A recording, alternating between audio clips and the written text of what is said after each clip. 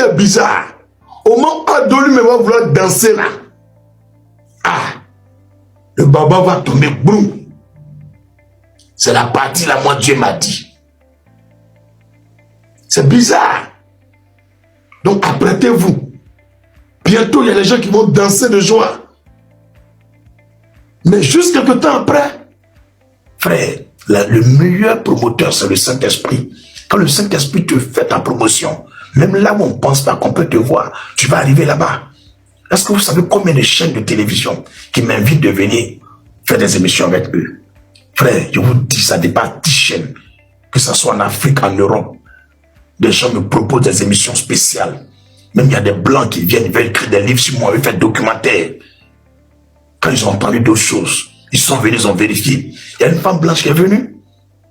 Elle était avec 3 de ses collaborateurs, 2 femmes plus un garçon. Mais la femme blanche, quand on a fini notre entretien, elle voulait sortir de l'église. Elle m'a regardé, elle dit, prophète, priez pour moi s'il vous plaît. J'ai dit, levez vos mains, femmes.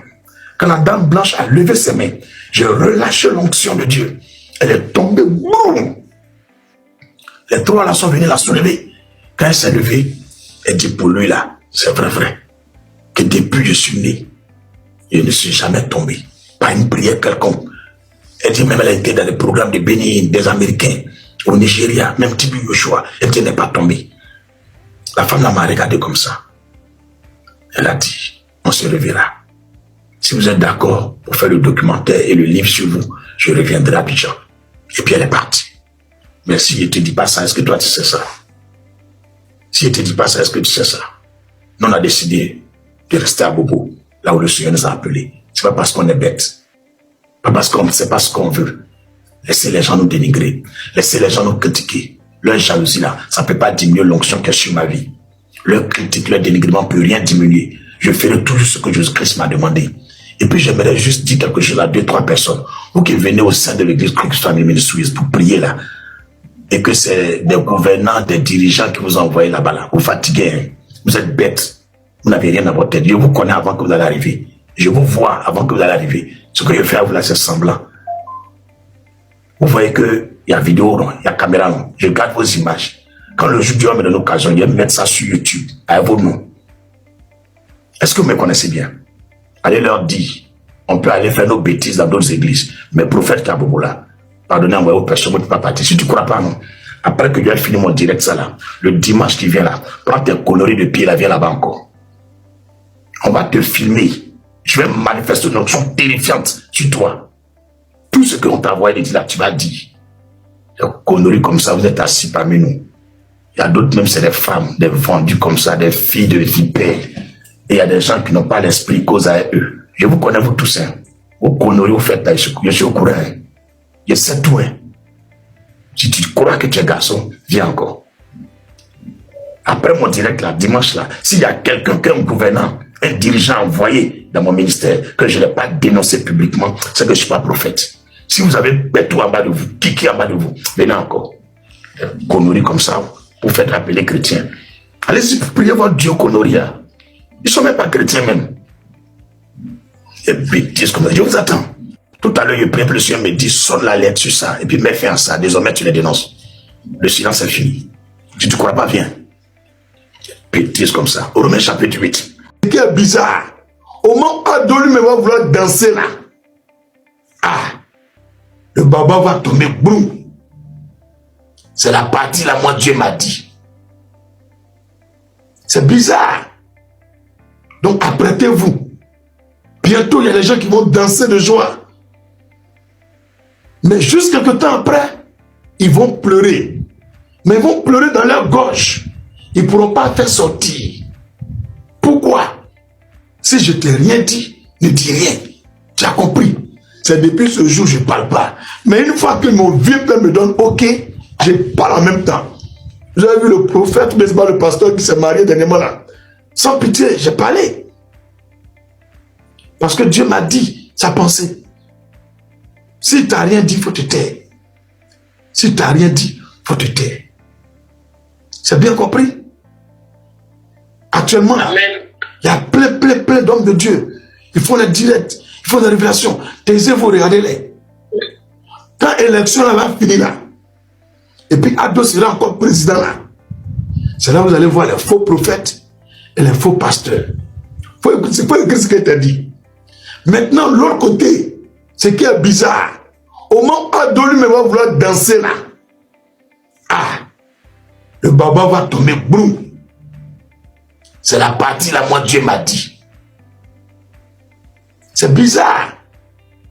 Donc apprêtez-vous. Bientôt, il y a des gens qui vont danser de joie. Mais juste quelque temps après, ils vont pleurer. Mais ils vont pleurer dans leur gorge. Ils ne pourront pas faire sortir. Pourquoi? Parce que s'ils doivent dire que le vieux père est mort, ils vont dire, c'est que le prophète là, c'est lui qui est dans la vérité. Alors on l'a mis en prison. Alors quel sera notre sort? Moi je l'ai insulté. Que sera mon sort? Donc ils vont vouloir cacher. Cacher. Vous voyez au Cameroun, non? On prend photo de quelqu'un pour battre campagne. C'est ce qu'ils vont vouloir faire. Mais cependant, il y a des événements où il doit parler en direct. Même s'ils vont aller chercher des anciennes vidéos pour coller les paroles, prendre AI, intelligence artificielle, pour mélanger les choses, pour que ça paraisse comme c'est à l'instant T, ça ne marchera pas. Parce que on ne va pas se contenter d'écrire en direct en haut. Mais il y a des moments où il doit être à des sommets. Là, les autres présidents seront là. Il doit être assis. Et là, vous verrez qu'il suffira de représenter. Là, les gens vont commencer à se rappeler de cette nuit-là, 16 octobre 2025, qu'un prophète a dit, voilà comment les choses vont se passer. Et ce jour-là, les gens vont commencer à tiquer, se poser des questions. Ils vont commencer à vérifier. Et chacun va commencer à dire, nous voulons voir notre nouveau président. Nous voulons voir notre président. Alléluia. Et en ce moment précis, la nouvelle va tomber. Et ce jour-là, Jésus-Christ sera encore glorifié en Côte d'Ivoire et dans le monde entier. Jésus-Christ sera encore glorifié parce que Jésus-Christ veut que on sache que un marabout n'est pas Dieu. Que toutes les autres personnes, vous les voyez, se prosterner quelque part pour prier là. C'est de l'idolâtrie. C'est des gens qui sont des attardés mentaux. Ils sont égarés, perdus. Et il va mettre en lumière sa puissance. Peu importe le nombre de mois, le nombre de temps que ça prend, ce jour arrivera. Et la Côte d'Ivoire sera dans l'effervescence de savoir qu'on a méprisé Jésus et son prophète. Mais voilà aujourd'hui, l'honneur revient à Jésus-Christ et son prophète sera révélé partout sur la terre. Je répète et je le redis, c'est ainsi les choses vont finir. Et après cet événement malheureux pour certains et heureux pour d'autres, la Côte d'Ivoire va transiter dans une époque de mauvaise gestion. Parce que celui qui va le succéder ne maîtrisera pas l'économie. Et il va faire faillite. Il va faire couler le pays. Et les choses vont devenir hyper chères. La cherté de la vie va connaître son apogée. Est-ce que tu me comprends?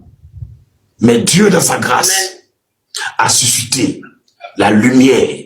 Et cette lumière va rentrer dans le cœur des étrangers en Côte d'Ivoire, du peuple ivoirien. Et la gloire de Dieu va envahir le pays, qu'il soit musulman, qu'il soit chrétien. Et c'est là que Dieu me montre une vision. Je voyais au carrefour de la vie. Et cette vision, il me l'a montré plusieurs fois, sous autre forme. Mais la première fois qu'il m'a montré, c'était en 2006. Je vous dis aujourd'hui, clair, en 2006. Et Dieu m'a appelé à commencer son œuvre en 2004. Depuis Dieu m'a appelé là, il ne me montre pas les petites choses. Il ne sait pas pourquoi.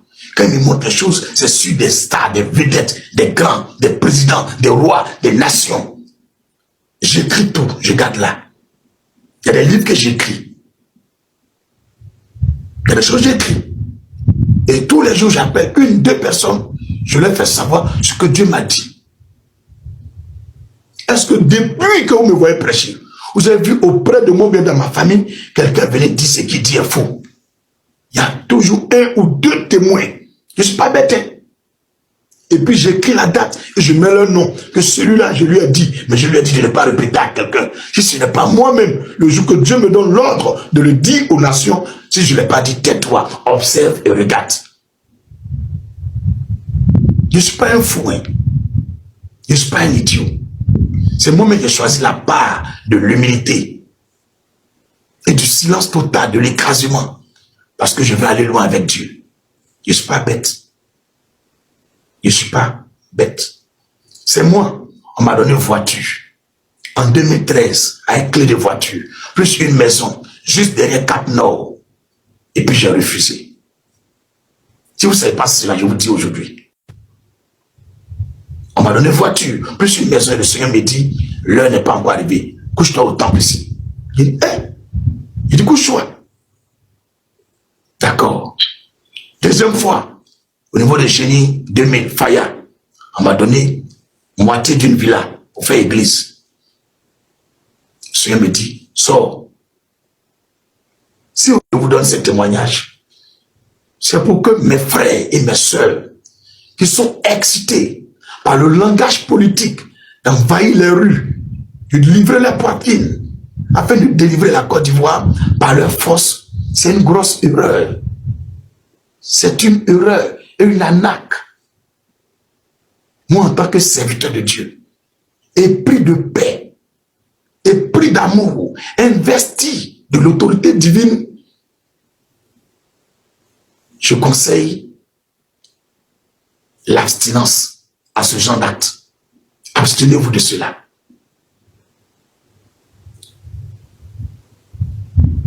Dissociez-vous de cela. Vaquez à l'œuvre de la foi et de l'esprit. Je sais que ça vous fait mal, ça vous dérange. Pour certains, j'ai pris de l'argent avec ceux qui sont au pouvoir. Pour certains, j'ai pris de l'argent avec ceux qui sont dans l'opposition. Pour certains, je suis partisan. Mais les deux côtés, quand eux-mêmes me regardent, l'opposition comme ceux qui sont au pouvoir, ils savent qu'il n'y a pas ça entre moi et puis eux. Pour vous qui connaissez Dieu, regardez avec vos yeux. Je reviens sur la vision. Et je voyais au niveau du carrefour de la vie, dans cette ère de mauvaise gestion de l'économie du pays, de la dilapidation totale des biens de la nation, de l'exposition de la Côte d'Ivoire à une honte pas possible. Je voyais des gens quitter vers le côté du deux plateaux. Ils étaient en boubou. Ils avaient des chapelets en main. C'était des imams. Juste à côté d'eux, il y avait des prêtres catholiques. Mais c'est bizarre, je n'ai pas vu de pasteur. Ça m'a fait bizarre. Je n'ai pas vu de pasteur, je ne vais pas vous mentir. J'ai vu les prêtres catholiques et des imams. Ils venaient du côté du deux plateaux. Et derrière eux, il y avait une foule pas possible. Maintenant, le côté qui quitte à Djamé pour venir vers le carrefour de la vie, pour aller vers l'école de police, ce côté-là, je voyais des femmes. Elles avaient des vases de nuit, ce qu'on appelle communément en Côte d'Ivoire des klabas. Et des petits morceaux de bois, elles tapaient, bing, bing, bing, et elles criaient, FSCI, Bognan, FSCI, Bognan, FSCI, Bognan. Ça répétait tellement que j'ai retenu ces paroles. Que la gloire revienne à Jésus-Christ. Le côté de Saint-Jean, le côté qui quitte la télévision nationale pour venir au carrefour de la vie, je voyais des chars. Je voyais l'armée, des corps habillés. Ils tiraient sur ces femmes.